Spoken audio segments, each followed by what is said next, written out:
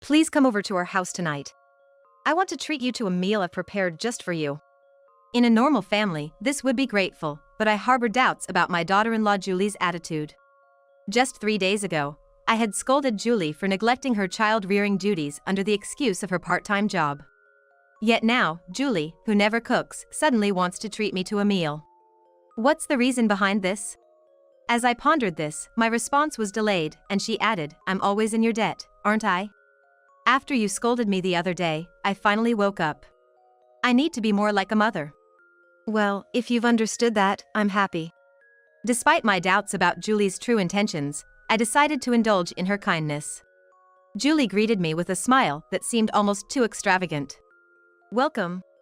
Today, I've prepared fish and croquettes for you. Please, relax and enjoy. I even filleted the fish myself." Wow, that's impressive. It must have been hard for you, who doesn't usually cook. It was. I cut my fingers several times. Indeed, looking at Julie's hands, several of her slender, white fingertips were covered in band-aids. I began to think that maybe she really did put effort into cooking for me. "Come, take a seat." I sat down as she suggested, and there were 2 croquettes on the plate. "Try these croquettes. They're freshly fried." With a mischievous smile, Julie offered me the croquettes. "My name is Olivia, and I'm 62 years old. When I was 20, I reunited and married my high school classmate at a party. A year later, we were blessed with our son, Bob. After graduating college, Bob got a job at a local company and rented an apartment near his workplace for a shorter commute. At 30, he married Julie, a cute woman with a lovely smile, whom he met through work. My husband and I were looking forward to a bright future for their marriage, but soon after, my husband passed away. Left alone, I overcame my loneliness by turning my hobby of flower arrangement into a profession, opening a classroom in my home. Luckily, I had plenty of students, so I was able to support myself financially. The newlyweds were both working, so their meals often relied on dining out, but they seemed to manage well by cooperating in household chores. "Feel free to come over for a meal sometime." "Thanks, Mom. We'll visit when we have time." Even though they were busy, I kept in touch with Bob and Julie, often over the phone. 2 years after their marriage, Julie gave birth to their first child, Sophia. She quit her job to focus on child rearing. Since her parents lived far away, they couldn't visit often. Concerned about her handling first-time parenting alone, I frequently visited to help. "If you ever need help, just tell me. I'm always grateful for your help." Supporting Julie's parenting was also a source of fulfillment for me. Bob, despite working late, always made sure to see Sophia before bed and took care of Sophia whenever he was home. But being a new dad, he was often unsure about childcare, and either Julie or I would step in to calm Sophia when he cried. "I'm not good at this. I need to study parenting more. No one's perfect from the start. You learn as you go. It's not just the child who grows, but the parents too." "Wow, you're so insightful." Julie said that with a big smile on her face. As Sophia turned 3 and Julie found more free time, she started working part-time again. "Don't push yourself too hard. Do what you can." I said this out of concern for Julie, but Julie shook her head. "I want to contribute to the household income for Sophia's sake." Sophia is in daycare now. "That's great. I'll take care of Sophia on daycare's days off since my classes are off too." "Thank you for everything." I felt more embarrassed than grateful. My true intention was just to spend more time with Sophia. With Julie working part-time, she was out of the house more, and household chores and childcare often took a back seat. Still, Bob and I decided not to interfere, understanding she must be tired from returning to work.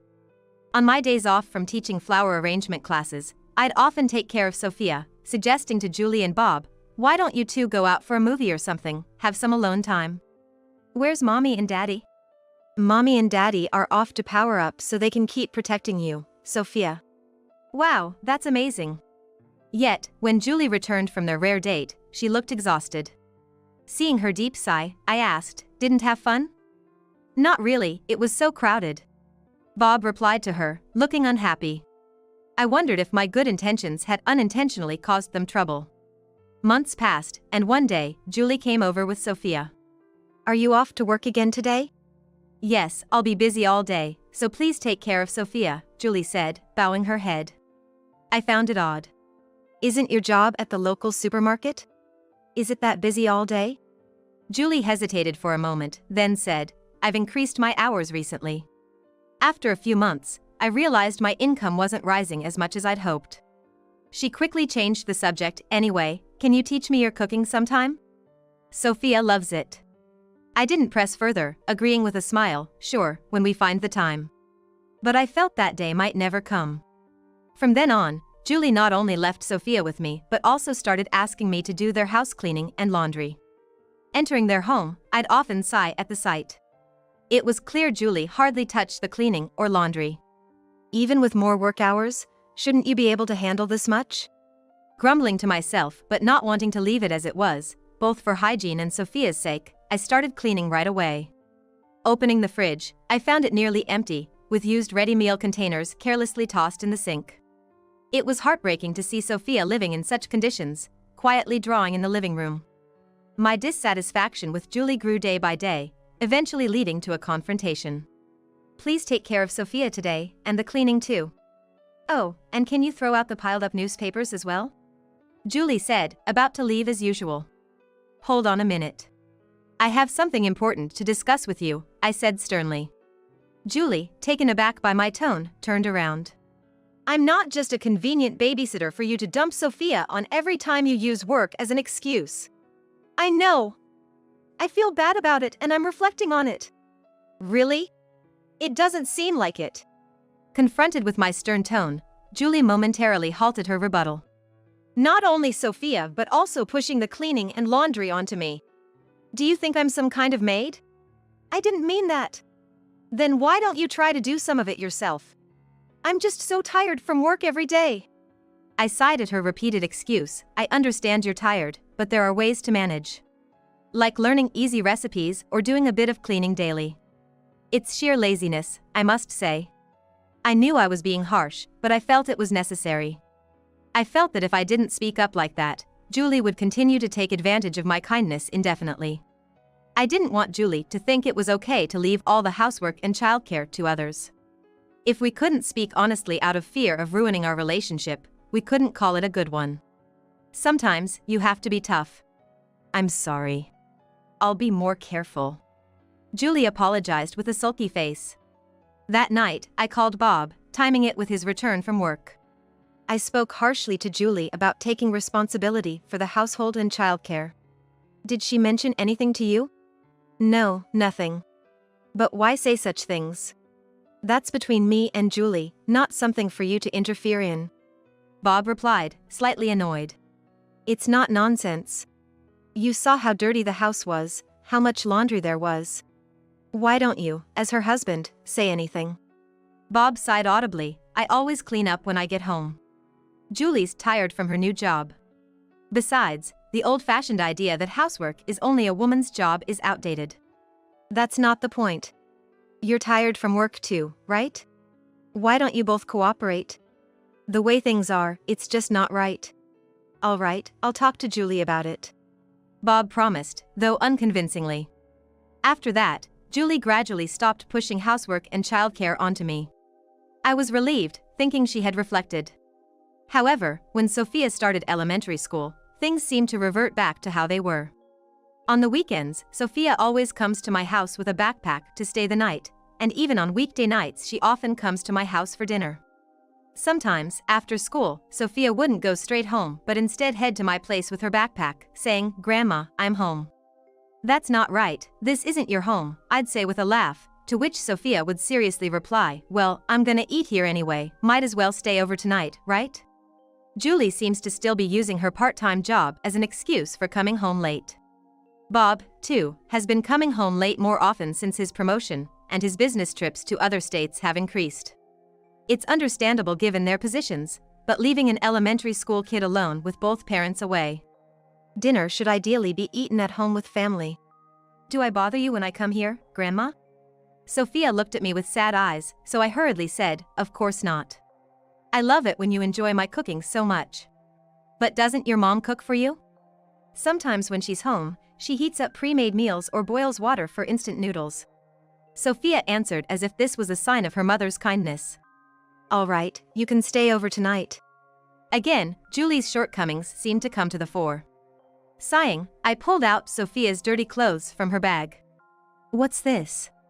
There's a hole. I fell while playing soccer with friends a while back. Mom said she'd fix it when she's less busy. How long ago was that? Right after spring break, I think. Summer break was almost here, which meant Sophia had been wearing her gym clothes with a hole all this time. I'll sew it up for you while I do the laundry. Thanks, Grandma. But no leaving carrots on your plate. Sophia sneakily tried to hide the carrots she disliked at the edge of her plate.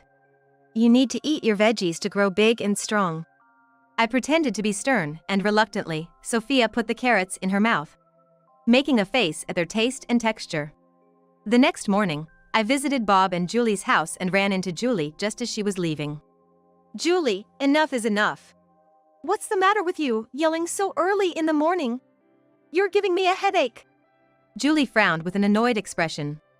I told her about the clothes from last night. Julie said, "Oh, I forgot about that." It's not a laughing matter. Can't you act a bit more like a mother? Sophia feels sorry for you. I'm busy with my job. You know that. Busy moms aren't just you. Others work hard without complaining. Yet you. Are we done? I'm in a hurry. Don't want to be late and get scolded by my boss. Julie ignored my attempt to stop her and left. 3 days later, Julie called me. Please come over tonight. I want to treat you to a meal I've prepared for you. In a normal family, this would be a happy occasion, but I had my doubts about Julie's attitude. Why would Julie, who never cooks, suddenly want to treat me to a meal? As I hesitated to respond, she added, I've always been a burden on you. After you scolded me, I realized I need to be more motherly. Well, if you understand that, I'm happy. Despite my doubts about her true intentions, I decided to accept her invitation. Arriving at their house, the delicious smell that greeted me. It suggested Julie had indeed cooked. Julie welcomed me with an exaggerated smile. Welcome. Today, I prepared fish and croquettes. Please, take your time. I even filleted the fish myself. Wow, impressive. Must have been hard for you, who doesn't usually cook. Yes, I cut my fingers several times. But I learned from a housewife who shows how to fillet fish on a streaming service. Indeed, Julie's slender, white fingertips were covered in band-aids.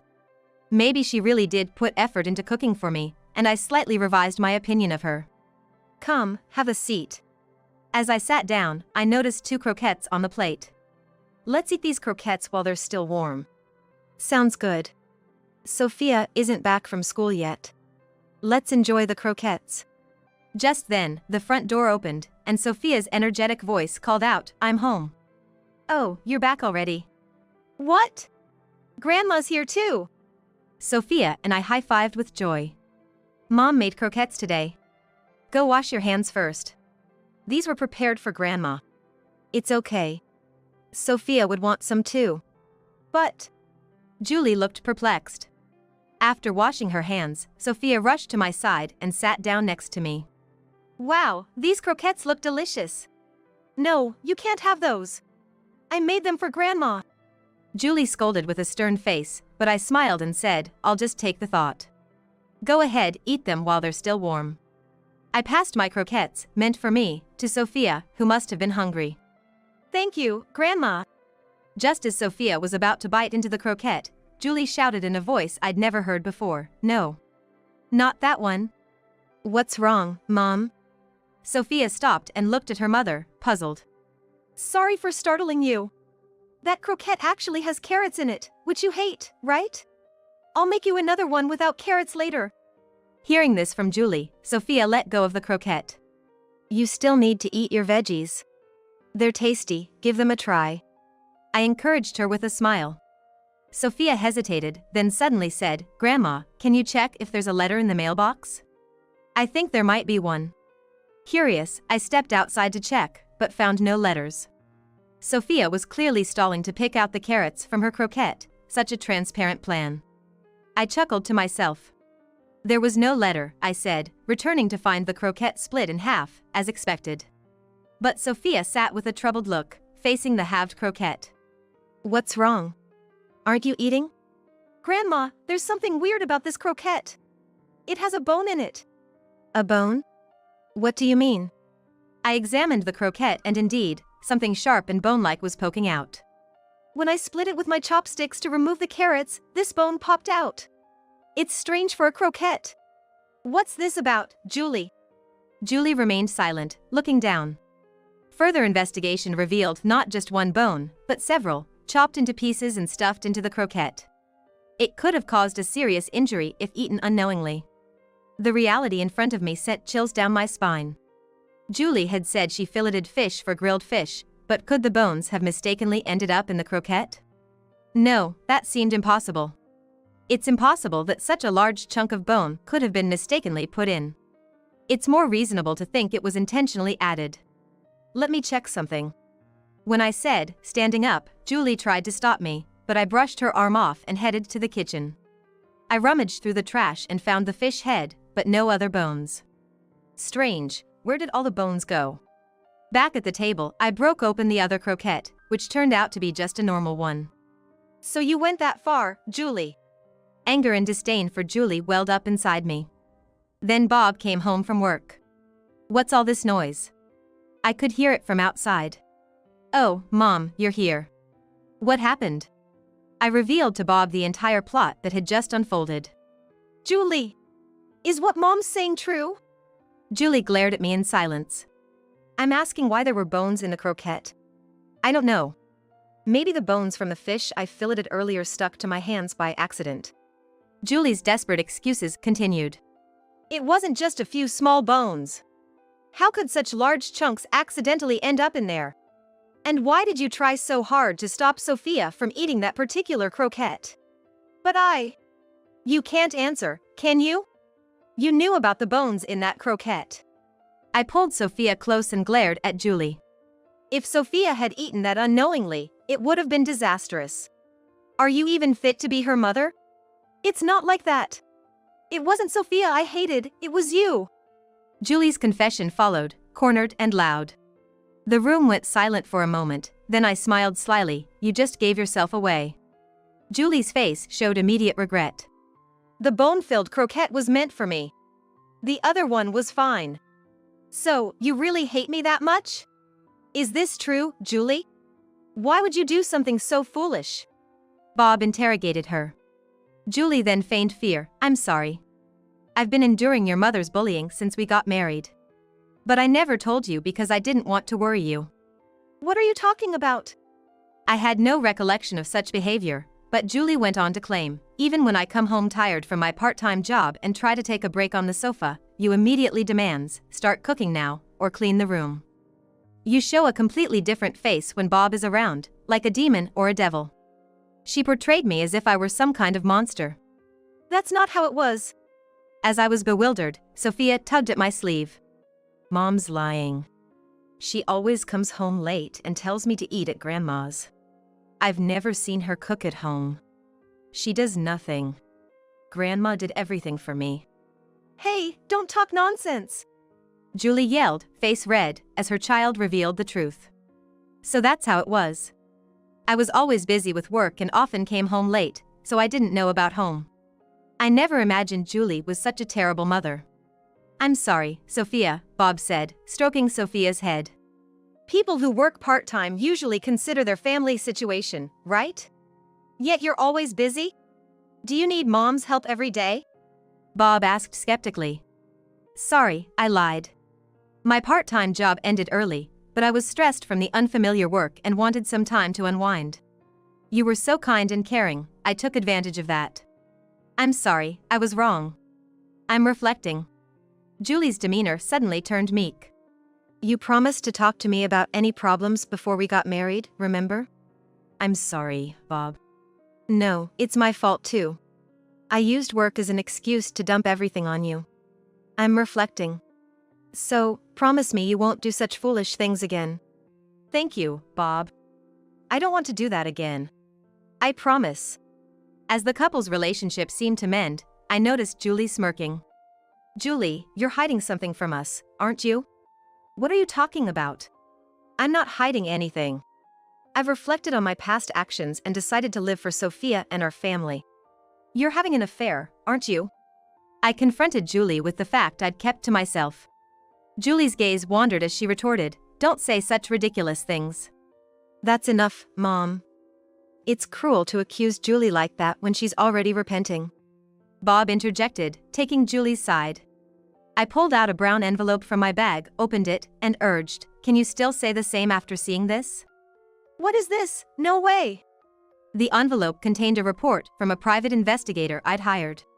Soon after Sophia started daycare, Julie began frequently dumping childcare responsibilities on me. Suspecting something was off, I had hired a private investigator to look into it. It revealed that Julie had been secretly dating a younger man shortly after Sophia started daycare. Furious at this revelation, I scolded Julie without disclosing her affair, and afterward, she gradually stopped leaving Sophia with me. After receiving reports from the infidelity investigation showing no further developments, I was relieved, thinking Julie had reformed and started to take childcare seriously. However, as soon as Sophia started elementary school, Julie once again began to neglect childcare and household duties. A renewed investigation showed a shocking twist. Her new lover was a completely different man. Julie was the kind of woman who indiscriminately dated any man she took a liking to. Wrong. This is wrong. You're misunderstanding. Maybe the private investigator twisted the facts because he wanted his success fee. Julie continued with her implausible excuses. Sophia pulled my sleeve again. Mom used to dress up in fancy clothes and leave late at night when Dad wasn't around. A man would wait in the parking lot and take her away in his car. I saw it many times. And when Dad was coming home, Mom would return home too, so Dad never realized she was going out. That's a lie. Believe me, I never cheated. Even if you were stressed, how could I trust you after you tried to hurt Mom with the fishbone in the croquette? It's over between us, Bob said, picking up Sophia. Do you want to live with Grandma? Sophia nodded emphatically. That's it, Julie. Bob and Sophia are leaving. As we left Julie standing there bewildered, Bob consulted a lawyer with the investigator's report. His intention to divorce was firm. Sophia expressed her desire to live with her father and grandmother, completely refusing to return to Julie. As a result of the mediation, the divorce between Julie and Bob was officially finalized. Bob sought child support, successfully claiming from Julie. It seemed Julie's cheating partner had reasons and wanted to quickly resolve the issue, so he is no longer in touch with her. Bob and Sophia began living with me. Finally done with work for the day, Bob said, stretching as he emerged from his room. Bob switched to fully remote work. He said, "I want to spend more time with Sophia." He seemed much happier now. "Shall we have dinner early?" Bob suggested, rubbing his stomach. Yeah. I'm starving. Sophia stood up from the TV. "Is that okay, Mom? Dinner's ready. It's Sophia's favorite meatloaf." Yay! I love your meatloaf, Grandma. But no carrots, please. No, eat your vegetables. Thanks to me not liking carrots, Grandma didn't get hurt by the bone. So I shouldn't have to eat them, right? Sophia pleaded. That's a different matter. They're tasty, so eat up. Okay. Sophia agreed to eat the carrots, albeit reluctantly. I felt immense joy watching Sophia grow up before my eyes.